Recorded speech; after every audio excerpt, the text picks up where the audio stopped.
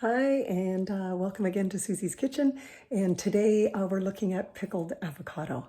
And avocado is such an amazing fruit, and it's, as you know, got great fats, and it's mono unsaturated fat, which is really good for our skin. It's really good for our eyes to make them shiny, and both your skin and your eyes shiny, but also to help your vision.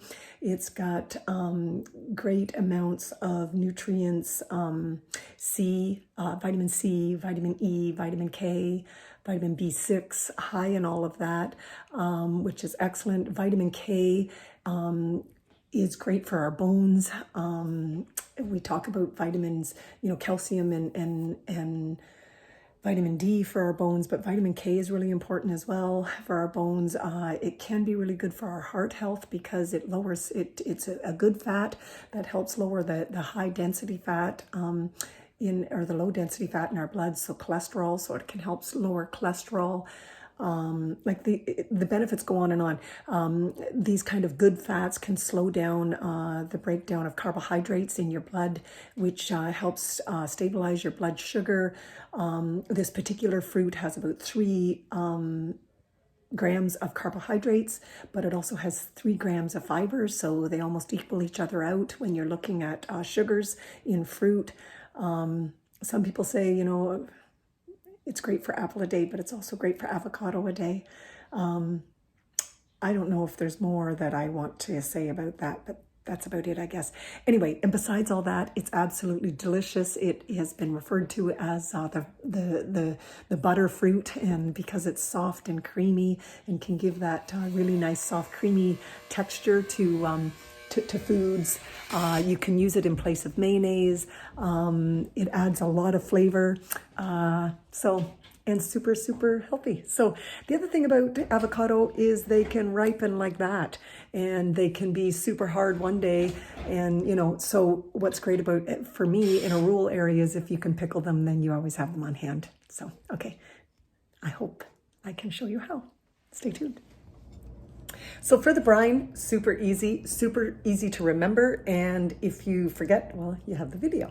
So it's basically equal amounts of plain white vinegar and some water. So I'm using about a cup of white vinegar, a cup of water, and then the salt and the sugar are equal parts as well, 1 tablespoon to 1 cup.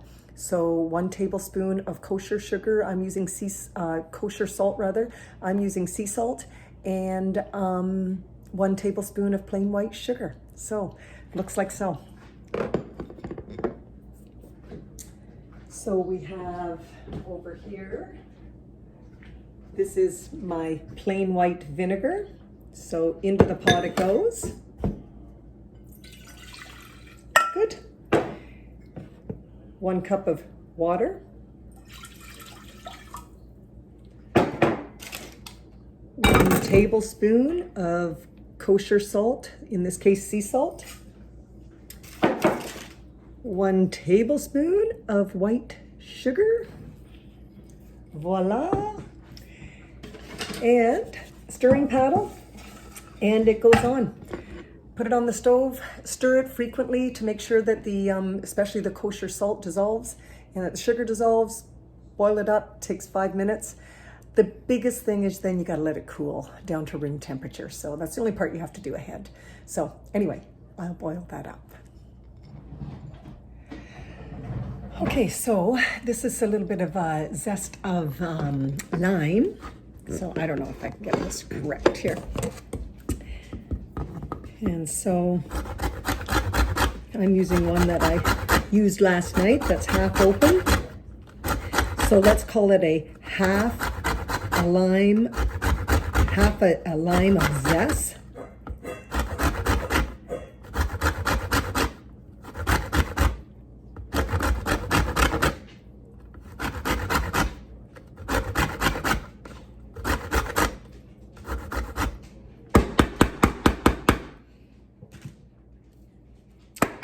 And so that gives us about that amount. Doesn't it look beautiful? Can you smell it? Yeah, very nice. And in here, I have pre-measured about a teaspoon. Let me see if I can show you. About a teaspoon of coriander seed. And in there it goes. And I'm just about to do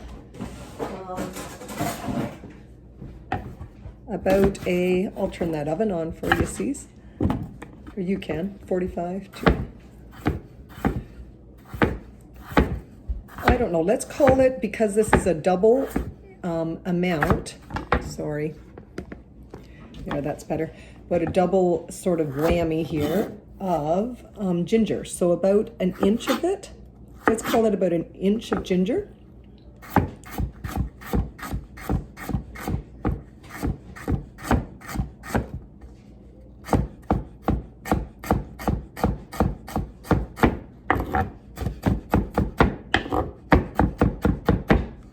So we'll chop that up nice and fine and thin.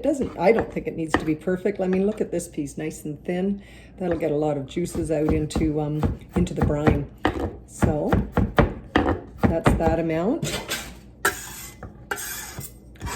So let's look at the amount about that. There's a little peeling. My mom would say the one who eats the most avocado eats the most peeling. So into my dish it goes. Looking like so. And yeah. Now,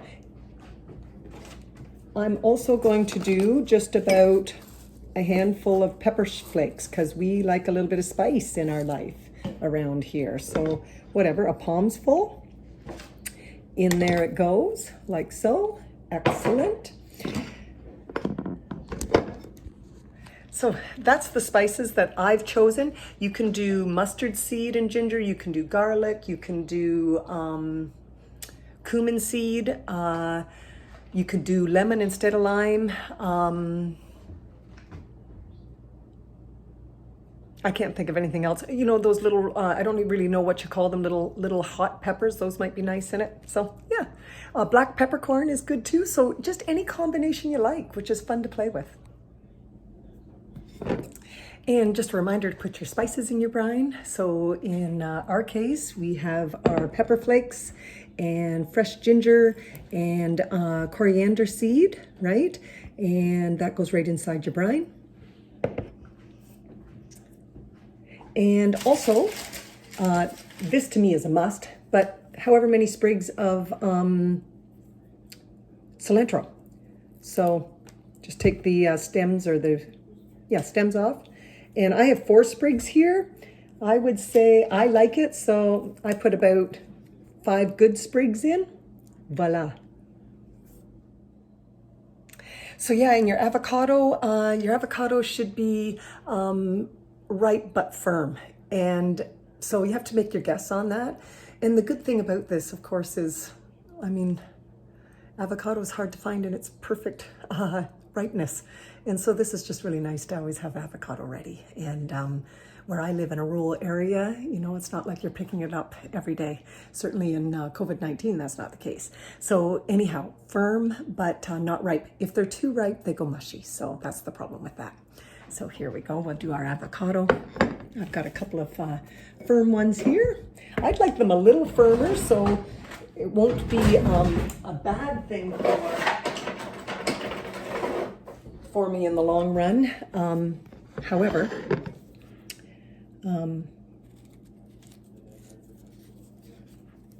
just crack this baby open and yay, we got a nice one. And then just do it in slices.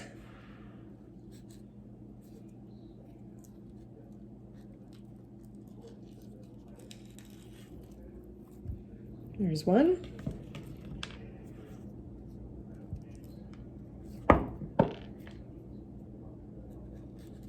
Yes, you know what? Yesterday these were firm, and if I obviously didn't get at them as early as today as I would have liked, so they're a little softer than I'd like. So my batch might be a little mushy. It won't bother them other than for their texture. So this one's a little firmer, which is nice. I don't know if you've seen that little video of the guy who is waiting for his avocado to ripe. And he waits and he waits and he waits. He has a shower. He comes out and goes, oh, darn, too late.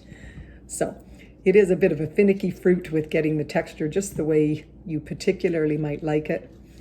But and again, once again, doing it pickled is what's nice, is that you can sort of have some avocado on hand at all times. So there we go. And we'll put these right in our mason jar. And I would have done more avocado, but they got too ripe on me. They were hard as rocks. And they just got away on me. So anyway, I bought extra so I could pickle. And so there we go. It's not really a full jar. And I don't know if you do this, but when I get avocado on my hand, which I have right now, then it's quite nice to just rub that right into your skin. So good for you. Okay, I'll be right back. If you don't have this little accessory for pickling, major nice thing to have. And oh, I should show you how beautiful our brine looks. Let me try. So, do you see it? There's our beautiful, beautiful brine. And we'll pour it into the jar.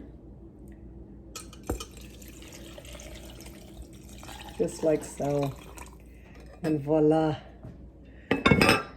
Isn't that gorgeous? And there you go. Put a lid on that.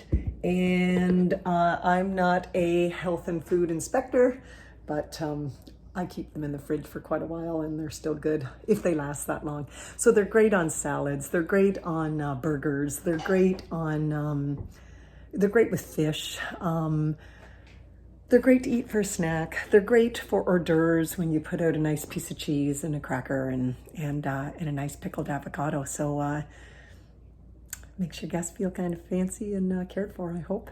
That's always the hope anyway. So there you go. Thank you folks for tuning in. Pickled avocado, Susie's Kitchen. Cheers, blessed be.